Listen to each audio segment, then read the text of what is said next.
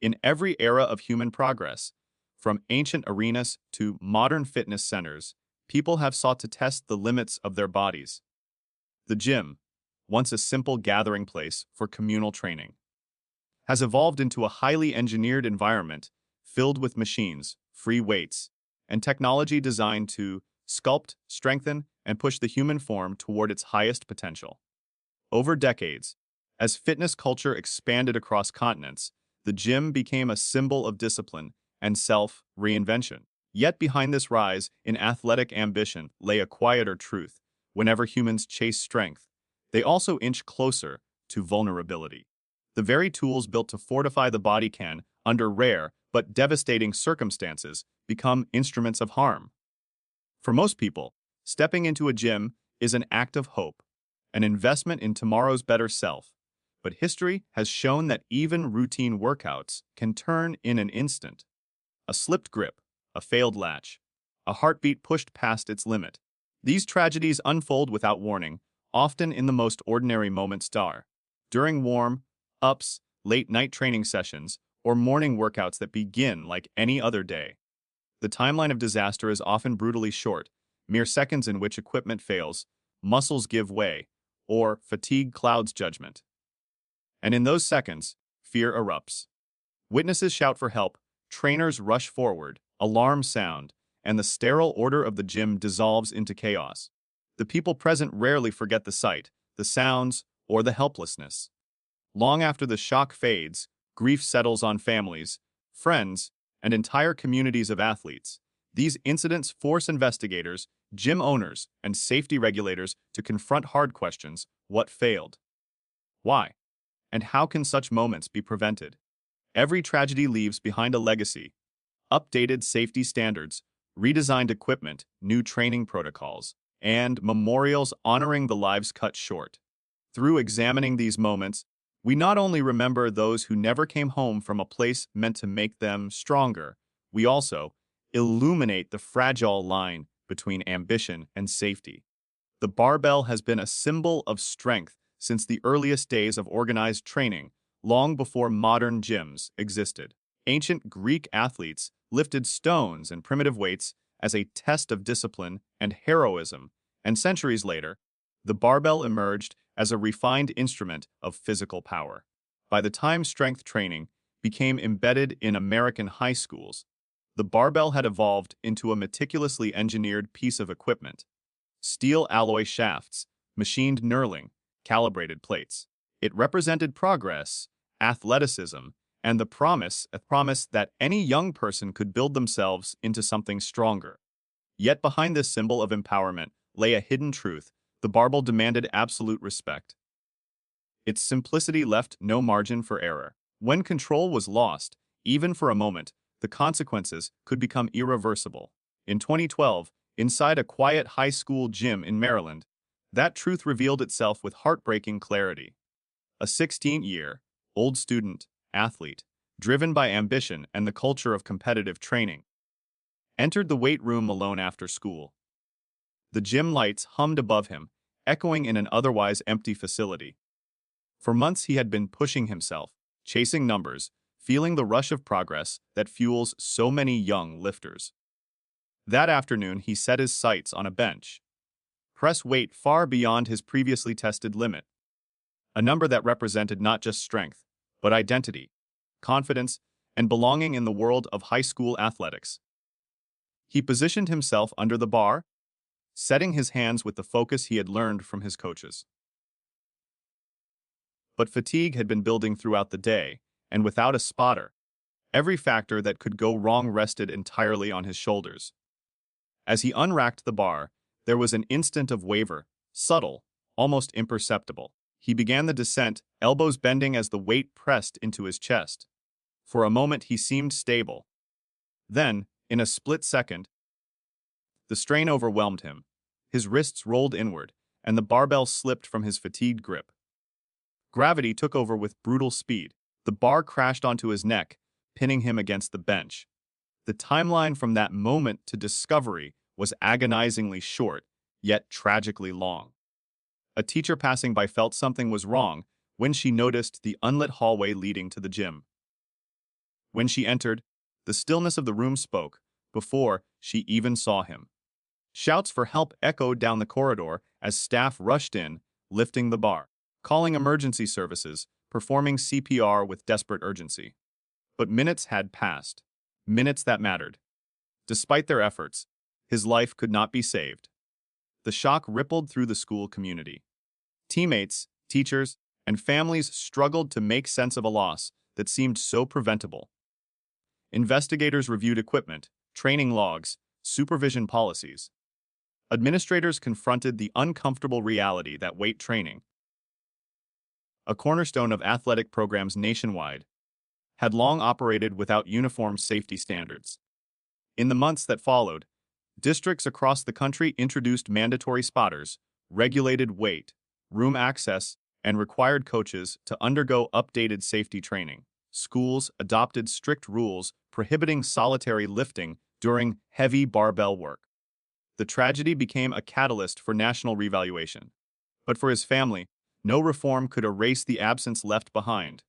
The trophies on his shelf that would never be joined by new ones, the empty seat in classrooms and at dinner, the memories of a young man with promise. His story became more than a cautionary tale. It became a quiet force behind a movement to make strength training safer for every student. And though the rules changed, the grief endured, living on as a reminder of the delicate balance between the pursuit of strength and the fragility of life. Long before modern fitness centers spread across suburbs and cities, the idea of using machines to guide and support human movement was seen as a revolutionary leap in physical training. In the 20th century, as manufacturing technology improved and exercise physiology gained scientific respect, weight machines became symbols of progress, precision, engineered steel structures designed to make lifting safer, more accessible, and more controlled. Governments and public institutions often cited them as proof of modernity, a testament to the merging of engineering and human performance.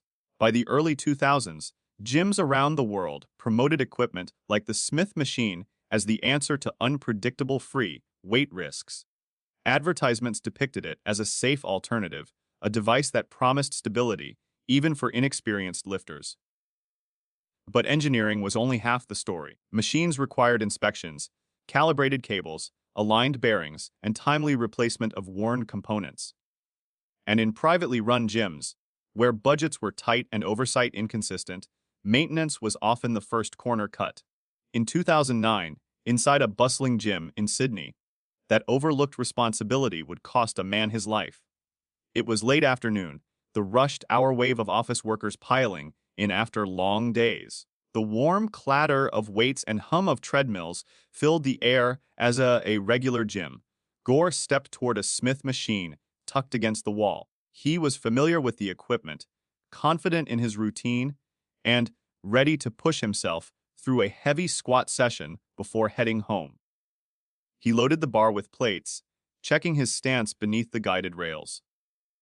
The machine was supposed to keep the bar stable, its vertical path controlled by a pair of steel guide rods and a cable, and counterweight system that balanced the load.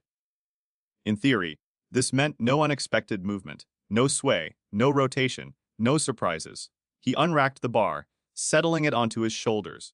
Witnesses later recalled that everything seemed normal, his breathing steady, his form deliberate, his descent slow and controlled. But hidden inside the machine, one of the main support cables, frayed from years of wear, was hanging on by only a few strands. The scheduled maintenance check that should have caught it had never been performed. As he reached the bottom of his squat, the final filament snapped with a sharp metallic crack.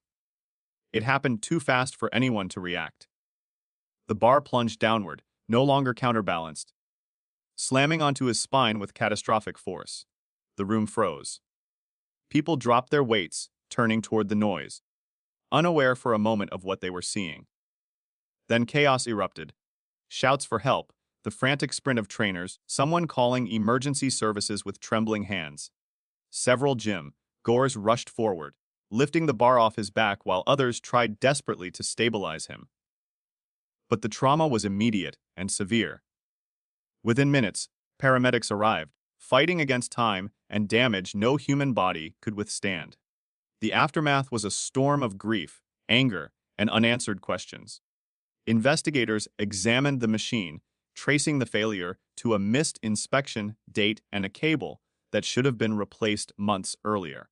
The gym faced public scrutiny, and the tragedy became a catalyst for change. Australian states began strengthening regulations, mandating documented maintenance logs and requiring more frequent inspections of cable-based equipment. Safety became a legislative discussion rather than an internal suggestion.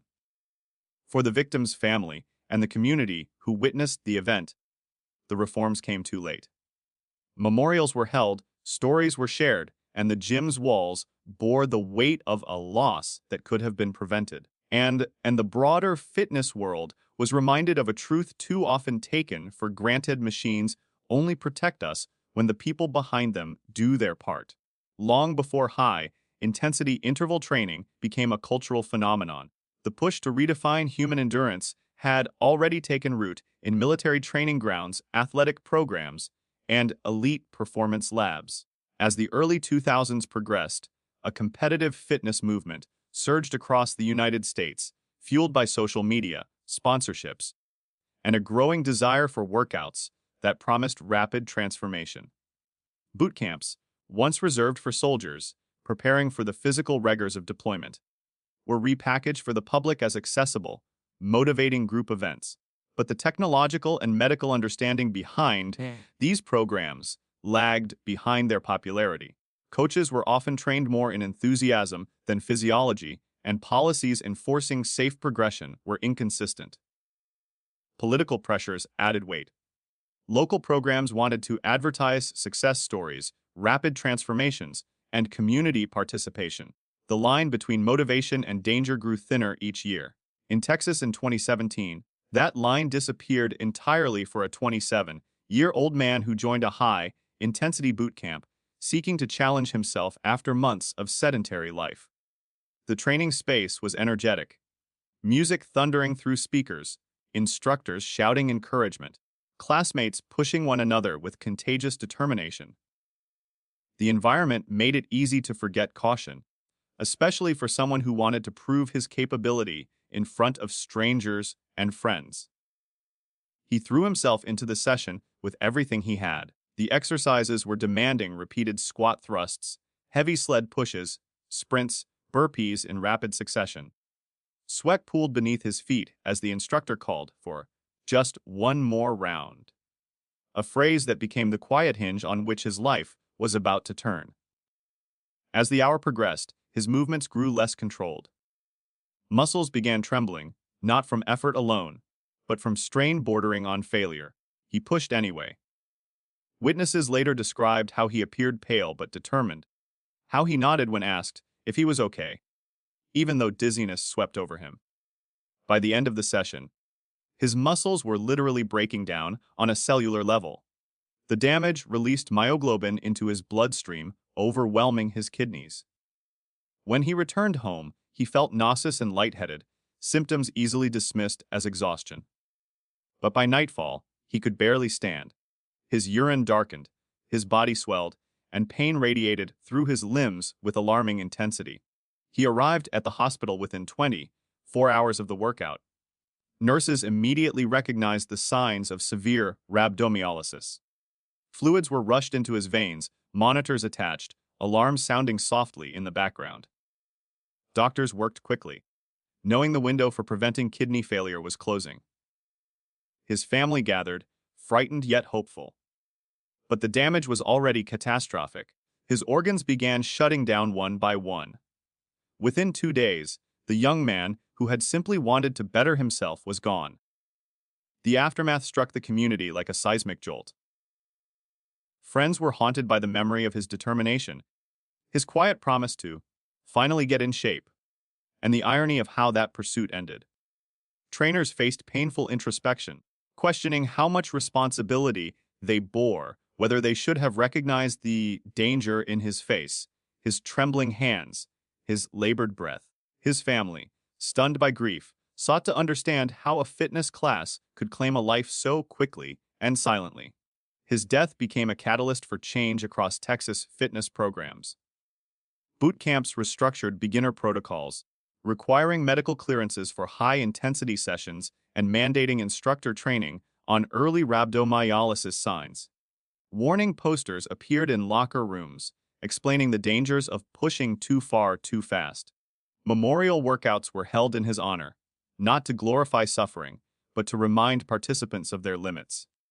Yet nationwide, regulation remained inconsistent, leaving countless gyms to decide for themselves how to balance ambition and safety.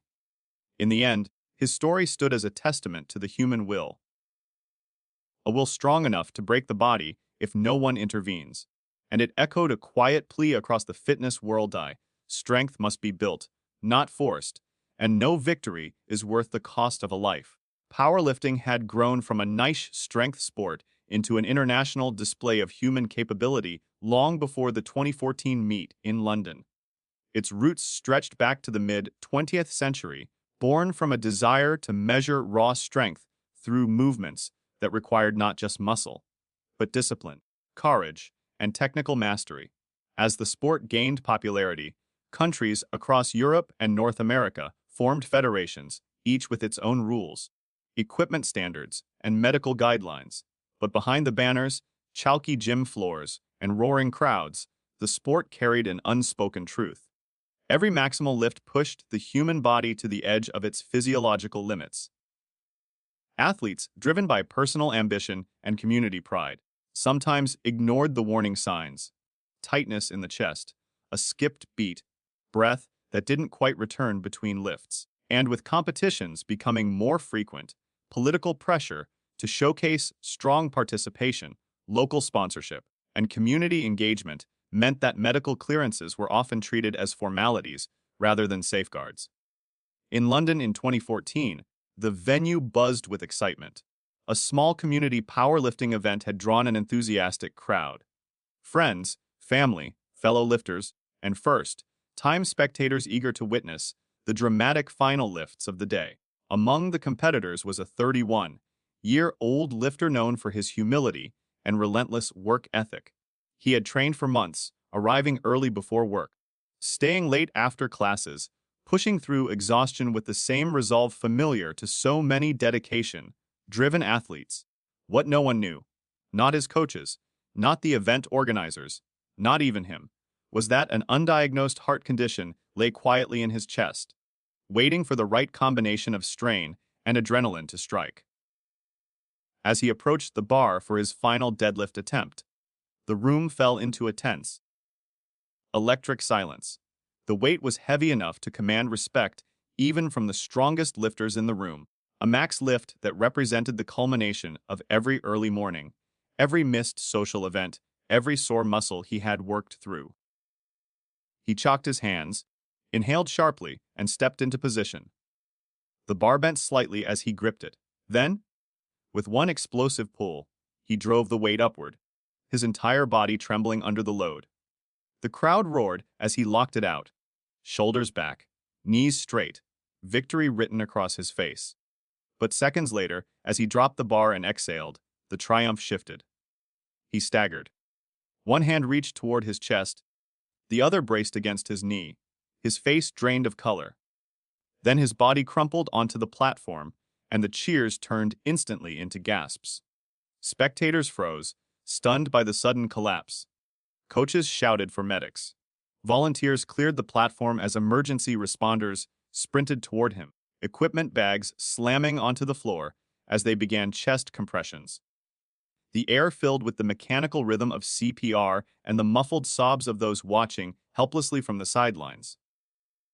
Despite the frantic effort, the damage inflicted by the strain of the lift, coupled with the hidden cardiac defect, was beyond repair. Minutes stretched into a painful eternity before the paramedics stopped and the reality settled over the crowd like a shadow. The room that had moments earlier celebrated strength now held only grief. His death traveled quickly through the community, shaking athletes across the United Kingdom and beyond. The tragedy forced powerlifting organizations to confront their medical protocols. Conversations emerged about mandatory cardiovascular screenings, better emergency preparedness, and educating athletes about early symptoms of heart conditions. In his name, local gyms organized memorial lifts, raising awareness and funding for cardiac research. His story became a symbol, a reminder that even the strongest bodies are not invincible, and that the pursuit of greatness must never eclipse the value of life. Long before modern fitness culture spread across Japan, physical training had deep roots in the nation's history. From the disciplined conditioning of samurai to the calisthenics promoted during post-war reconstruction, physical endurance was often seen as a form of moral strength. By the late 20th century, as Western gym culture blended with Japan's own traditions of perseverance, a unique fitness philosophy emerged. One that celebrated hard work, resilience, and the ability to push beyond personal limits. This mindset became intertwined with national identity, workplace expectations, and social pressure. Gaman. The cultural belief in enduring hardship without complaint found its way into gyms across the country. Yet, as Japan modernized, fitness centers struggled to balance this mentality with evolving scientific understanding of health and safety. Many older gyms lacked updated ventilation, cooling systems, or temperature controls, but owners resisted renovations due to cost and regulatory loopholes that allowed facilities to remain operational without modernization. In the summer of 2018, Japan faced a record-breaking heat wave. Meteorologists warned that temperatures were surpassing historical norms, straining electrical grids and overwhelming medical services. Urban centers like Tokyo and Osaka became sweltering pockets of heat trapped between concrete and glass, while smaller cities struggled with infrastructure designed for milder summers. Despite the warnings, many gyms continued operating with minimal adjustments. Some simply set up small electric fans, others encouraged members to stay hydrated, but changed nothing about their programs. It was during this extraordinary heat wave that a young office worker, a 24-year-old man who had recently begun a fitness journey to relieve work stress, entered a local gym, hoping to clear his mind after a long day. He stepped inside a facility that had no air conditioning, relying instead on narrow windows and ceiling fans that barely moved the dense, humid air. The gym was crowded, filled with others equally eager to prove their resilience. The instructor for that day's class, motivated but inexperienced in heat safety, assured them the heat was just another challenge. The workout began with fast-paced calisthenics, jump squats, burpees, high knees, followed by bodyweight strength circuits designed to elevate heart rates rapidly. Within minutes, the temperature inside the gym climbed dangerously high. The young man pushed through each set, his breath growing shallow, sweat streaming in sheets across his face and chest. Participants recalled later that he smiled nervously when he began to wobble, embarrassed to appear weak. The cultural pressure to push through discomfort kept him moving long after his body signaled distress. As the class intensified, dizziness overtook him. His vision blurred. Then, in the middle of a rapid-fire interval, he stumbled and collapsed. At first, some participants thought he had simply fallen from exhaustion, a normal occurrence in high-intensity sessions. But when he did not respond, panic rippled through the room. The instructor shouted for water, for towels, for someone to call emergency services. Gym-goers gathered around him as his breathing became erratic, skin turning alarmingly hot to the touch. Paramedics arrived as quickly as traffic allowed, fighting both time and the severe heat that had overwhelmed his internal systems. They attempted cooling procedures, IV fluids, and rapid transport to a hospital already crowded with heatstroke cases from across the city. Doctors worked urgently, but his core temperature had remained dangerously elevated for too long. Despite every intervention, he passed away hours later. News of his death spread rapidly, igniting a national debate that had been years overdue. Lawmakers questioned why gyms were allowed to operate without climate control during extreme weather. Medical experts demanded updated safety regulations and heat management protocols. Citizens voiced outrage that a young man could die in a gym simply because he tried to better himself during a historically hot summer. Memorials formed at the gym's entrance, bouquets of flowers, notes from coworkers, messages from strangers who saw their own struggles reflected in his final moments. His story became a sobering reminder that effort is not limitless and that the human body cannot be expected to endure environmental conditions that defy reason. The tragedy became a catalyst for reforms that continue to shape gym safety discussions today.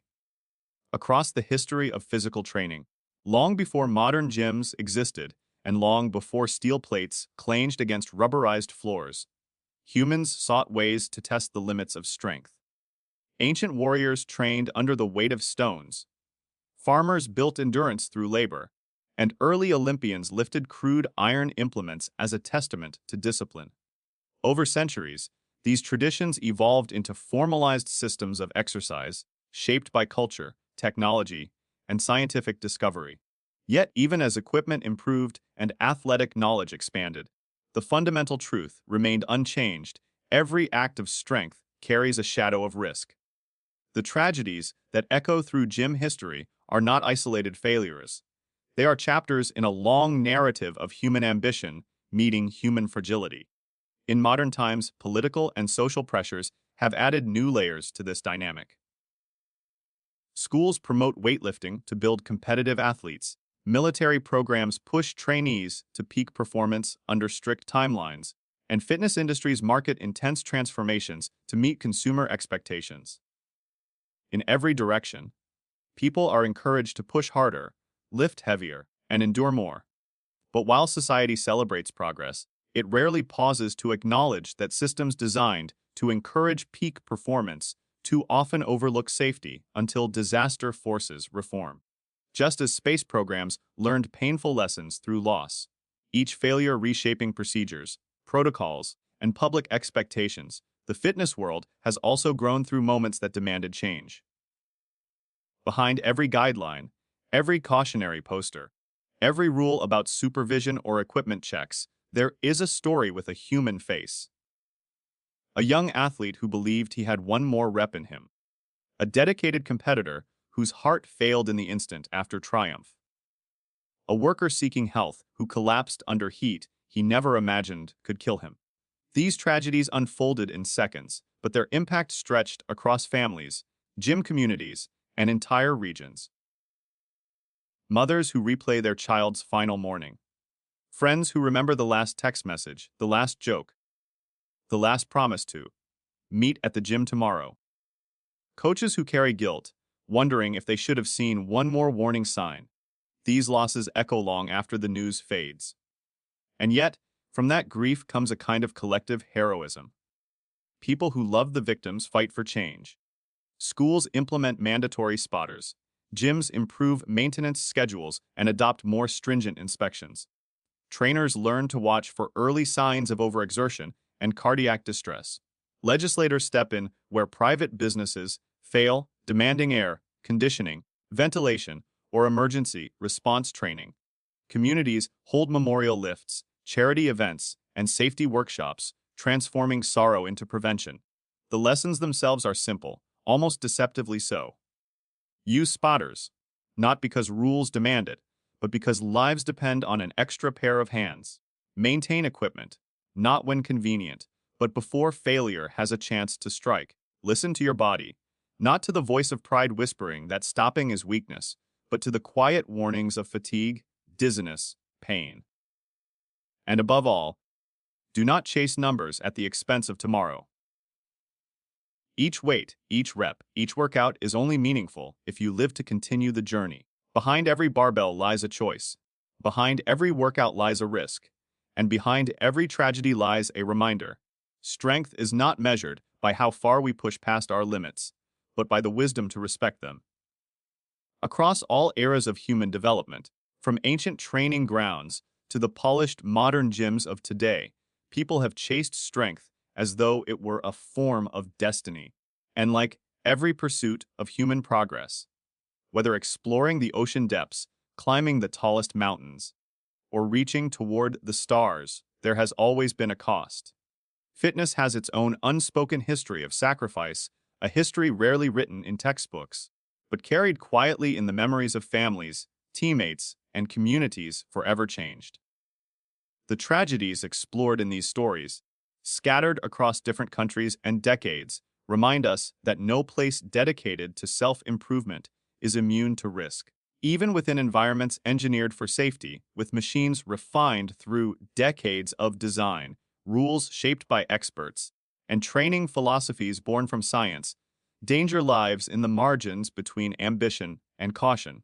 Just as the great space programs of the world learned through painful loss, each disaster reshaping protocols, altering spacecraft designs, and forcing leaders to reconsider the boundaries of acceptable risk. The fitness world has evolved through moments of heartbreak.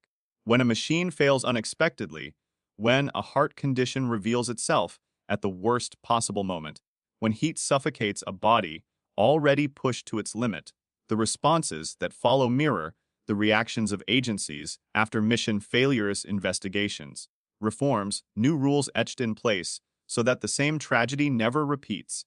But behind every policy change stands a face, a name, a voice silenced far too early. The stories of those lost become more than cautionary tales.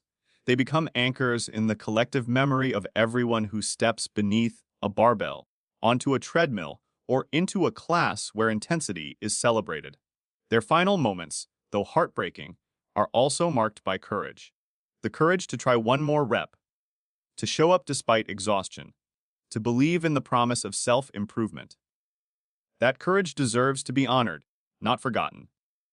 And the grief left behind, the shaken voices of witnesses, the families who answer late, night phone calls they will never forget, the communities that gather in hushed circles the following day, becomes the emotional force that drives change.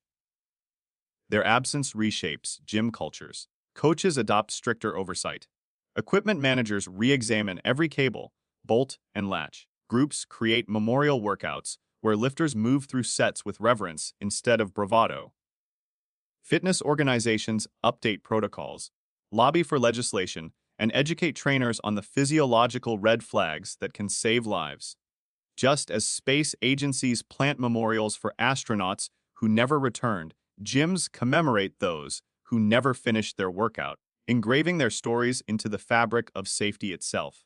These tragedies, painful as they are, stand as silent guardians.